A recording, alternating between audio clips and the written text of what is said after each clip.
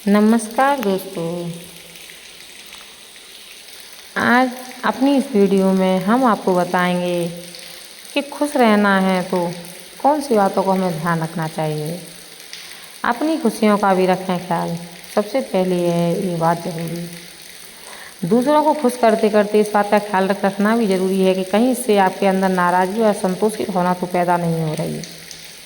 अक्सर देखा जाता है कि कई लोग दूसरों को खुश करने के लिए अपनी खुद की ज़रूरतों को नज़रअंदाज कर देते हैं। यह आदत या तो बचपन से आती है या डर अथवा तनाव के कारण। दूसरों की खुशियों का ख्याल रखना बेशक एक अच्छी सोच है, लेकिन अगर हमेशा दूसरों को ही अहमियत दी जाए तो धीरे धीरे इससे खुद में नाराज़गी और असंतोष की भावना पैदा हो सकती है। अगर आपको भी खुद से ज़्यादा दूसरों की प्राथमिकता देने की आदत है तो ज़रूरत है कि आप अपने लिए कुछ सीमाएँ तय करें। कुछ आसान टिप्स हैं जिनकी मदद से आप अपनी इस बात को बदल सकते हैं और दूसरों के साथ साथ खुद को भी खुश रख सकते हैं। विरोध से मत डरिए, लोगों से ना कहना सीखिए। हो सकता है कि जब आप पहली बार किसी बात के लिए ना कहें तो लोग आपसे नाराज़ हो सकते हैं या आपका विरोध कर सकते हैं, खासकर अगर वे हमेशा आपसे हाँ सुनते आए हों। ऐसे में विरोध से घबराने की बजाय अपनी बात शांति और सम्मान के साथ रखें।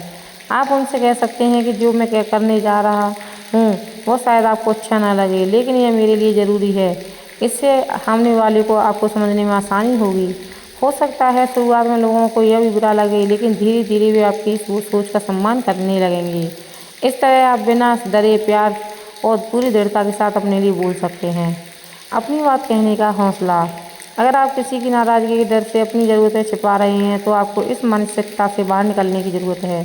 जैसे अगर आप ऑफिस में वेतन बढ़ाने की बात करना चाहते हैं लेकिन बॉस के नाराज़ होने का डर से चुप रहते हैं तो आप खुद को ही नुकसान कर रहे हैं।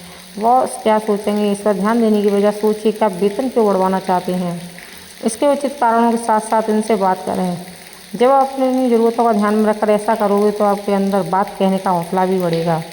लोगों को खोने का डर। कई बार ये आदत इस वजह से भी होती है कि आपको डर होता है कि कहीं उस इंसान से आपके रिश्ते बिगड़ न जाएं।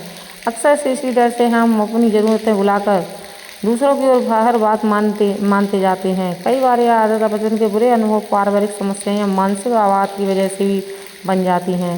अगर आपको लगता है कि लोगों को खुश करने की आदत आपकी खुशियों, रिश्तों या मानसिक विकास पर बुरा असर डाल कर रही है और चाहकर भी आपको इससे छुटकारा नहीं मिल पा रहा है तो किसी अच्छे सलाहकार या थेरेपिस्ट से मदद लेने की में झिझक न दिखाएं।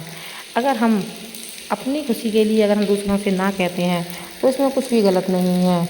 हमको ना कहना सीखना चाहिए, क्योंकि हम कोई भगवान नहीं है जो हर बात के लिए हाँ ही करते रहें। अगर किसी भी बात से हमें दिक्कत हो रही है तो हमें ना कहनी चाहिए। धन्यवाद।